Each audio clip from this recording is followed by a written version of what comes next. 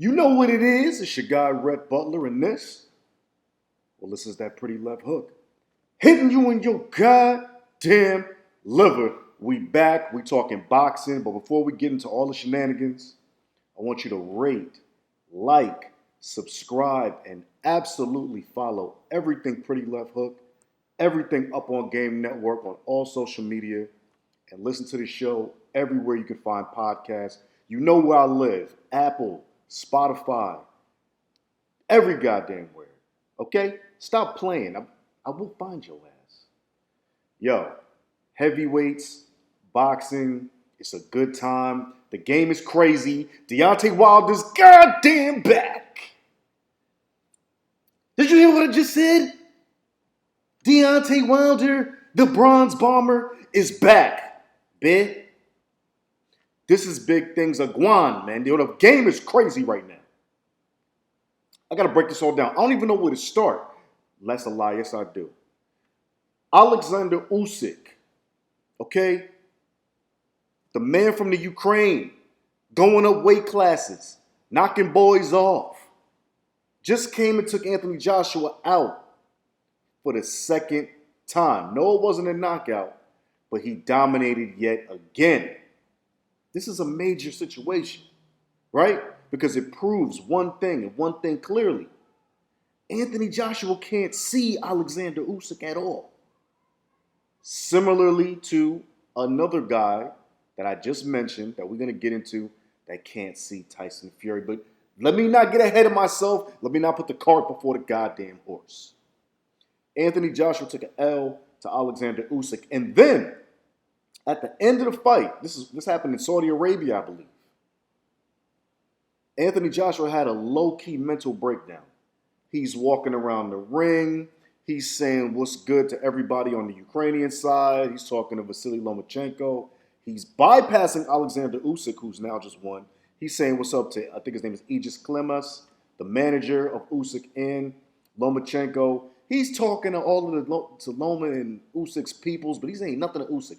Then he gets tight, picks up the belts from Usyk, I think after he gave him some love, picks up the belts from Usyk, two of them, walks to the corner, throws him on the ground, then starts going a little nut, leaves the ring, comes back after he realizes the crowd is not rocking with him at all with this crazy display, and then gets back on the mic and starts telling everybody his story. He's talking about, how he was in jail and boxing saved his life and all this other great energy that we don't really know why he's saying all this, except for the fact that we understand boxing is an emotional-ass sport, and he just took 2 L's. 2 L's to the same guy. Why am I telling you all this? Because there's a changing of the guard, but there's also a reckoning now in boxing. The heavyweight division didn't really have a place until Deontay Wilder and Tyson Fury kind of eked out who was the best out of those two, which clearly was Tyson Fury. And then Anthony Joshua, who hasn't fought Tyson Fury, who hasn't fought Deontay Wilder, fought Usyk. And when he fought Usyk, Usyk being the anomaly in the situation because he's coming up in weight classes, literally came and took all Joshua's jewelry. Now he wants to vie for a fight against Tyson Fury, where even though Tyson Fury has vacated the WBC belt, heavyweight belt, allegedly, Usyk is wanting to become undisputed. That's the only belt he don't have. But we're gonna get into that. I want to read to you what Anthony Joshua was talking about. Because he was going a little crazy. I'm not going to read to you everything he said in the ring because it was kind of disjointed. That's a big word for your simple, slow self. But I'll tell you what he said after, during the press conference when he, clearly was in tears. Like, this was a real thing. And boxing's emotional, y'all. Don't be clowning these guys. Like, it's some real stuff. You put your life on the line, you go into training for mad weeks, and then you catch an L. It's a problem. Especially if you're Anthony Joshua. This guy's the fighting pride of England. For people not named Tyson Fury, right? Joshua, post-fight press conference, said, let me clear my throat, pip, cheerio. I don't feel anything, he said at first. and he tried to come to terms with the effect of the loss. But he had to admit, I'm upset deep down in my heart. Okay, he went further. Then I realized this is a sport. Let me do the right thing. This was after he ran out the ring and was going nut, throwing the belts. He was doing a lot. Then I just spoke from my heart. It's been so tough. You see AJ holding it together, and I'm a hustler. So I try to hold things together, and I try to work hard, put things together, make sure my team's good. This is him talking about himself as the consummate symbol of strength for his squad, AJBXNG. You know what I'm saying? All that, he was emotional. I'm emotional, and I can't let go. Carl Thomas. Make sure my team's good, but it comes at a cost, a big cost. It'll never break me, but it takes real strength for it not to break you. There's a little crack in that armor because I took a loss and I think you just saw me upset. All right, you earned that, bro. You earned it. I'm a fighter. I'm not a normal person, facts. Even though I try to hold it together, I was just in war mode. Now, a lot of people, including former champion Carl Froch, said that, he stole Usyk's moment. That was the moment after Usyk won to get his speech and to feel the glory of the energy of the crowd. You just took the win. You did your thing. He didn't get that, right? Joshua kind of went on an emotional situation, and then Usyk had his moment. So a lot of people wasn't feeling AJ for that. But like I said, it's boxing. I don't think he thought he was going to lose. You know what I'm saying? He's a bigger man. He got the whole DAZN behind him. I think he really thought he was going to take this. I kind of knew Usyk was going to win because he's just a better boxer. And to keep it real with you, like I said, the heavyweight division is starting to level out. We're starting to realize there's certain people that certain guys can't rock with. Usyk got AJ's number, just like this next guy we're going to talk about, Tyson Fury, has Deontay Wilder's number. Tyson Fury heard the noise. Now, if you didn't know, if you've been living under a rock, Tyson Fury claims that he's done with boxing, he's retired and all that good stuff, right? But then, Tyson saw Usyk beat Joshua. Now, of course, if Joshua would have won, that would have set up an all-Britain fight. They would have sold out something crazy, Wembley, O2 Arena, something amazing. Usyk spoiled that party. But Usyk is looking real good. Pause. And Tyson Fury don't like none of that. He had something to say. He was watching it on the big screen, like in his backyard, and he had a lot to say. He went to Instagram and was like, "Get your fucking checkbook out because the Gypsy King is here to stay forever." Forever. Tyson said the money can't be funny. He needs to see an escrow. He gave him his lawyer's information. He said, "You show me the escrow, you put the bread up. Me and Usyk can do the thing. Unify, undisputed, whatever you trying to do, Usyk. Tyson Fury will unretire for you." He said that the fight between you and AJ was boring as hell, and he wants to come back and bring the game back to life. If he needs to do that to mop up Usyk in his words and his opinion, he's going to do that. Of course, we're here for it. Usyk now and his people got to put the bread together. But check this out. Then out the blue, out of the swamps of Tuscaloosa, Alabama, comes back. It's a bird. It's a plane. It's the Bronze Bomber, my man Deontay Wilder, coming back after a year off, after 2 Tyson Fury L's, the last one being the worst one. And that man said, "Listen, man, the game is calling me back. I ain't done." Now, you might say, well, why did it take Deontay so long to get back to boxing? Well, Deontay said he was getting to the bag. He said, listen, I've been making enough money. I'm retired. I didn't need to do it. On top of that, and these are his exact words, "To be honest, I haven't missed it at all," meaning boxing. "Many of times I have sat around and contemplated, do I need to come back or not? Because I've done so well for myself outside of the ring. To the point I don't need boxing. Financially, I've won all the way around." Deontay Wilder's been getting to the back. He's been knocking fools out. Before Tyson Fury, he even knocked Tyson Fury down. Let us not forget that. And for those who believe in the first fight that the count was long by the referee, Deontay technically won that fight to some. We all know Tyson got the gift count, got back up. That's not taking nothing away from this guy because he got back up and boxed a hell of a fight. Okay, Tyson Fury's a monster. Man is not a game. But Deontay Wilder was not fitting to come back to boxing after losing October 9th, 2021 to Tyson Fury. Then he got a statue in his image in Tuscaloosa, Alabama. Now, if y'all understand Tuscaloosa, Alabama, the biggest thing in sports in Tuscaloosa, Alabama is Nick Saban and the Crimson Tide of Alabama. That's what goes down over there. Until Deontay Wilder snatched the bronze medal in the Olympics, until Deontay Wilder snatched up the WBC Heavyweight Championship, and then Deontay Wilder went on a knockout spree for years.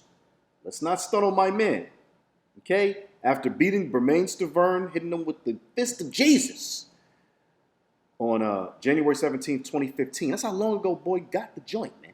He became the champ in 2015.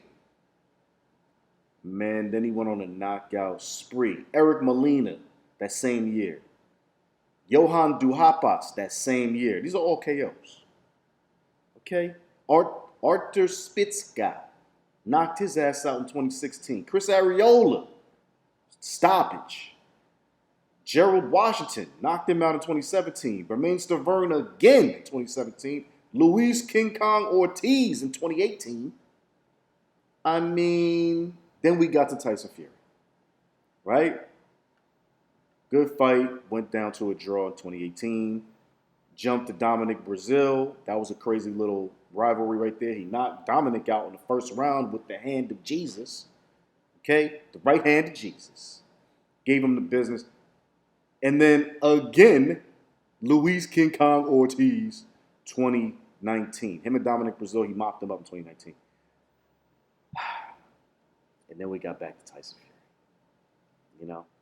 First fight in 2020, our guy, Mark Breland, former trainer of Deontay Wilder, threw in the towel. He saw his man was about to get finished in the 7th, threw in the towel. Deontay fired him. He said his suit was too heavy. He said somebody tainted his water. He said Tyson had loaded gloves. He said a lot. But we saw Deontay in the dressing room with his girl, laying on her, looking hella comfortable. He came out with that nut crazy suit with the huge skull face and the hat. He said it was too heavy, but you chose it, dog. You chose it. Like, no excuses, baby. We got love for you, champ, but no excuses. And then we get to the 2021 fight, where ultimately in the 11th round, Tyson Fury finished Deontay. But he was getting, he was doing his thing, but Tyson was mopping up Deontay. Don't get me wrong. Deontay showed super heart. Like, anybody who was questioning his heart because of all the excuses in the second fight, Deontay gave him that work. But yes, he caught the L. He caught the L. Okay? It's okay. Now, Deontay is back. He is fighting October 15th in his second home, the Barclays Center, against Robert Helenius. Robert Helenius. You like, who the hell is Robert Helenius? Well, first of all, let's not get it twisted. You ain't going to put Deontay right back against like an Anthony Joshua or any of these other guys. Andy Ruiz and King Kong, Luis Ortiz, they about to fight. Plus, he already mopped up King Kong twice. So we don't want to see that. Maybe Andy Ruiz, but Andy Ruiz has already got an opponent right now, so that ain't going to happen. He's fighting Robert Helenius. Robert Helenius is on a 3-fight win streak. He fought and knocked out Adam Kwasniewski, the babyface assassin. That's a big win. He fought and knocked out Adam Kwasniewski twice, okay? And he also fought and knocked out Mateus Roberto Osorio. So this guy's not a slouch. He calls himself, I think, the Nordic Nightmare. You know what I'm saying? Something of that nature. He's from Finland. Guy's a problem. Deontay respects this guy. But let's go back to what Deontay said. Deontay said he used to have that feeling of, I want to go back into the ring or I want to go to the gym and hit the bag. I went to the gym a couple times to try and get that feeling, but he couldn't find the feeling. The feeling wasn't there no more. I don't know what it is, but that feeling wasn't there no more. Again, after his statue was unveiled in May of this year, he was like, man, there's more to be done. He got back to camp. He upped the training. He reportedly went through 407 rounds in 15 days. The champ is trying to get it, son. Like, do you understand? I mean, I don't even want to do the math right now. That's a lot of rounds in 15 days, kid. 2 weeks, 407 rounds. The champ is trying to play for real. He has a renewed commitment, and he's trying to get it cracking. This is what he said about his next opponent, Robert Helenius. Helenius, I believe. I got high respect for Robert. I know what he's capable of doing. I know that he is going to put it all on the line. He's coming to give his best, and I'm coming to do the same thing. With that being said, it consists of more rounds, more time of training, consists of a little bit more time just going through the fundamentals and doing the right things because this is a serious fight. Yo, the game missed and needs and loves Deontay Wilder. Bomb Squad! You know you missed the energy, man. This man is the energy. He brings the right. He says night-night. You saw Tyson take care of business on boy pause, but guess what? This man is good for the game. This is Deontay Wilder. Yeah, he said some excuses one time, but just like Anthony Joshua went off the rails after losing to Usyk for the second time, we know that fighting's emotional. Deontay got a little caught up in the energy. We're going to forgive you, champ, because the third fight with Tyson, you redeemed yourself, so to speak. You went out on your shield like you said you wanted to do, so we forget about all the transgressions in the past, talking crazy about a legitimate L. But now that you're back and you fight Robert Helenius, this opens up the game for good matchups. What do I mean? Anthony Joshua lost 2 to Oleksandr Usyk. Tyson Fury 1-2 against Deontay Wilder. Why you mention this, Rhett? Because let Deontay get past Robert Helenius. The first fight that needs to get made, of course, barring any boxing shenanigans and politics, is Deontay versus AJ. Deontay versus AJ. Why? Honestly, whoever wins versus Tyson versus Usyk, listen, it is what it is, right? And by the way, I'm picking Tyson Fury for that fight. That's just me. Usyk is a problem. And let's not get it twisted. Ukrainians, they the new thug life. They the new thug life. Okay? They fighting Russians, they fighting in rings. They've been on it. It's been grimy over there. Everybody got the blue and yellow. We holding them down. So don't get me twisted. He's ready. He's battle tested. Usyk. But Tyson Fury's named after Mike Tyson. This man's a whole other breed. His name is the Gypsy King. He was a traveling gypsy. Him and his daddy, they bare knuckle fighters. These guys are a whole other type of animal. Okay? They a whole other type of animal. So that's what that is right there in terms of Usyk and Tyson Fury. Tyson's probably going to take that. That's your boy, Rhett, Pritty Butler, giving you that tip. All right? But in boxing, this is entertainment. AJ, Anthony Joshua, versus Deontay Wilder is a big-ass fight. You want to take that real rap over to England. You want to take that over to England. Sell out crazily, you know what I'm saying, and do it for the streets. That's a fight for the streets. We like these guys. You got to like AJ. He had a little meltdown, but then he came back. He classed it up. We like AJ. You know what I mean? He brings back that energy from like Top Boy or something. He's the good guy Top Boy type energy. You know what I'm saying? He's not all the way Duchesne. He's not all the way Scully. But we know he's about that life. The man them. You understand me? Deontay Wilder, 100% country grammar. Like, this is the guy. Okay? He's feeling it again. He's back in the game. Yes, he has to get through Robert Helenius. But if he does, you got to match this guy up against Anthony Joshua. And that's why I say boxing, heavyweight boxing specifically, is back and in tip-top shape. Baby, we love it. Because the best is still fighting the best, even when they lose. Who don't want to see Deontay Wilder versus Anthony Joshua? Who don't want to see Tyson Fury versus Oleksandr Usyk? Shit, I'm looking forward to watching King Kong, Luis Ortiz versus Andy Ruiz. These are good fights. The game is not playing. They're giving us what we want. Stop talking crazy about the boxing business, and we love it all. My name is Rhett, Pritty Butler.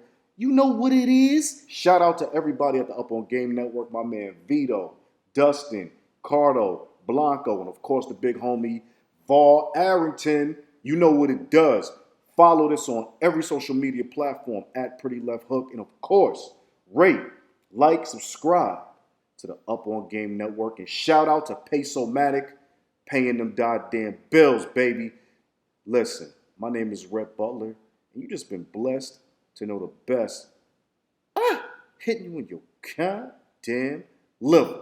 Heavyweights are back, fool. Keep watching. Yeah! Peace.